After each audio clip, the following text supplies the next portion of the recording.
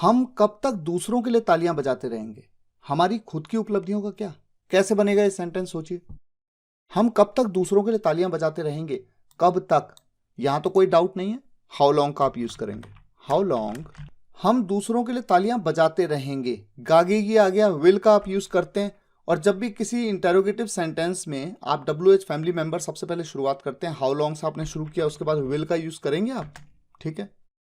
और कौन, हम दूसरों के लिए तालियां बजाते रहेंगे, तो काम को कौन करता रहेगा, हम करेंगे, तो हमारे लिए we as a subject. How long will we, उसके बाद वर्ब की फर्स्ट फॉर्म। अच्छा, वर्ब क्या है, क्रिया क्या है, तालियां बजाते रहेंगे, किसी काम को करते रहेंगे, ऐसे में कीप का आप यूज करते हैं। ये आपने कीप के वीडियो में पढ़ा है। और कीप के तुरंत बाद जो भी वर्ब आती है ऑब्जेक्टिव पार्ट में, उसकी ING फॉर्म का यूज करते हैं। यहां पर क्या है, ताली बजाना, ताली बजाने को क्लैप कहते हैं, क्लैपिंग, दूसरों के लिए, फॉर अदर्स। तो देखिए क्या बना, how long will we keep clapping for others.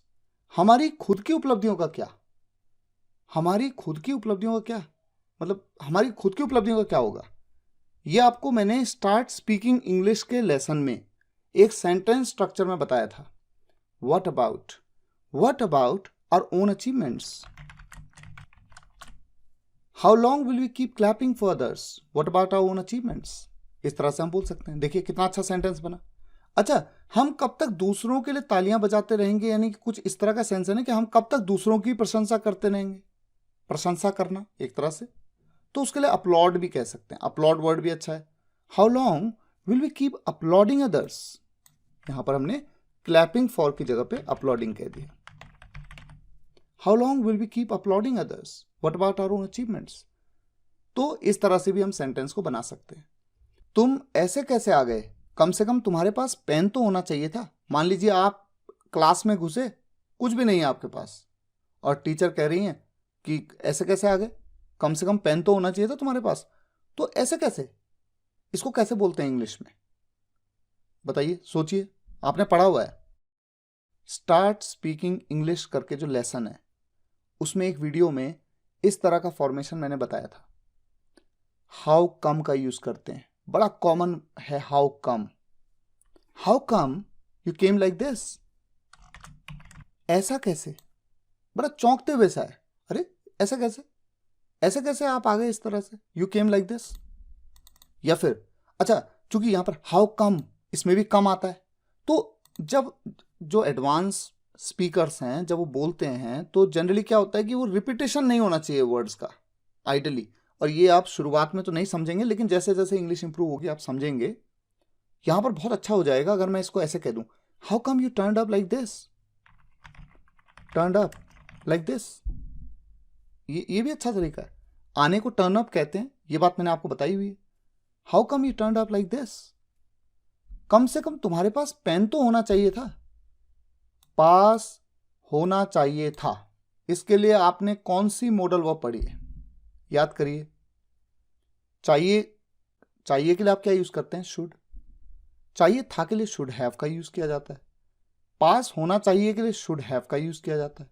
पास होना चाहिए था के लिए क्या यूज किया जाता है, शुड हैव हैड। एटलीस्ट, कम से कम, you should have had a pen. ठीक है, बन गया sentence. How come you turned up like this, turned up की जगह पे आप सिंपल केम भी कह सकते हैं, हो सकता है थोड़ा एडवांस हो आपके लिए, पर आप केम कह सकते हैं, कोई प्रॉब्लम नहीं है इसमें। How come you came like this, at least you should have had a pen. ठीक हो गया। अगर मैं थोड़ा सा इसको और इंप्रूव कर लूं, तुम खाली हाथ कैसे आ गए, कम से कम तुम्हारे पास पेन तो होना चाहिए था, खाली हाथ बोल दिया तो एम्प्टी हैंडेड कह दूंगा। How come you came empty handed, ये देखिए, how come you came empty handed, at least you should have had a pen. इस तरह से सेंटेंस बन गया है। ठीक है, मुझे उम्मीद है कुछ तो सीखने को मिला है। नेक्स्ट, आप कितनी भी कोशिश कर लो, आपका भला तभी होगा जब आपको मौका दिया जाए। आप कितनी भी कोशिश कर लो, इस बात को इंग्लिश में कैसे बोलेंगे, सोचिए, ध्यान से सोचिए। आपने पढ़ा हुआ है, अगर आपको याद नहीं आ रहा इसका मतलब कहीं ना कहीं मिस हुआ है। कोर्स में सब कुछ पढ़ा हुआ है आपने।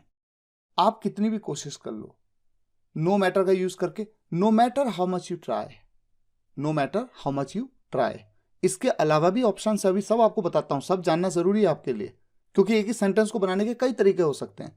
No matter how much you try, आपका भला तभी होगा जब आपको मौका दिया जाए, यानी कि आप सफल तभी होंगे जब आपको मौका मिलेगा। यही तो सेंस निकल के आ रहा है, सेंस को समझना है। आपका भला तभी होगा, यानी आप सफल होंगे केवल तभी जब आपको मौका मिले, यही है ना। ठीक है, आप सफल होंगे केवल तभी। You will succeed only if, आपको मौका दिया जाए। यू के साथ आर यूज होगा। You are given a chance, ये लीजिए, ये बन गया आपका पूरा sentence. No matter how much you try you will succeed only if you are given a chance. अब इसी बात को बोलने के तो कई तरीके हो सकते हैं। देखिए, चांस की जगह पे अपॉर्चुनिटी भी तो कह सकता हूं। Only if you are given an opportunity, an, फिर ये ए नहीं रहेगा ना, एन हो जाएगा। सही हो गया। No matter how much you try, आप कितनी भी कोशिश कर लो, इसकी जगह पे कौन कौन से कंजंक्शंस बताए गए हैं सोचिए। नो मैटर की जगह पे क्या कह सकता हूं, ये तो सही है। इसके अलावा देखिए, इरिस्पेक्टिव ऑफ, या फिर कोई और तरीका आपके दिमाग में आ रहा है, रिगार्डलेस ऑफ। रिगार्डलेस का भी तो यूज करते हैं। Regardless of how much you try you will succeed only if you are given an opportunity. सही हो गया। इसके अलावा एक बड़ा सा यूनिक सा तरीका, हाउएवर। हाउएवर का यूज कंजंक्शंस में आपने पढ़ा हुआ है। However you try, however you try you will succeed only if you are given an opportunity, ऐसे भी बोल सकते हैं इस बात को। और मैंने आपको जब WH family member plus ever का यूज बताया था, तो how so ever you try, जैसे हम कहते हैं व्हाट सो एवर यू से, उसी तरह से howsoever you try you will succeed only if you are given an opportunity. एक और बात, यू विल ओनली सक्सीड, ऐसे भी बोल सकते हैं, you will only succeed if you are given an opportunity. और इफ की जगह पे व्हेन का यूज भी कर सकते हैं, तो ओनली इफ की जगह पे ओनली व्हेन का भी यूज आपने सीखा हुआ है, तो कोई कंफ्यूजन की स्थिति नहीं है। इस तरह से भी आप सेंटेंस को बोल सकते हैं, howsoever you try you will only succeed when you are given an opportunity. तो आपने देखा कि सेंटेंस किन किन तरीकों से बना। देखिए, ये सभी तरीके आपके दिमाग में तुरंत क्लिक होने चाहिए।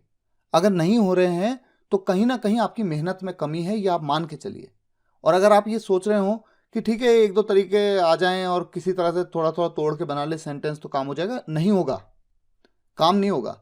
आपको अच्छे से इंग्लिश सीखनी है, इंग्लिश बोलना सीखना है, आपको पूरी जान लगानी पड़ेगी। एक एक कॉन्सेप्ट आपको पता होना चाहिए। हाउ एवर का यूज हो सकता है, हाउ सो एवर का यूज हो सकता है, यहां पर तो इन वट एवर वे का भी यूज हो सकता है।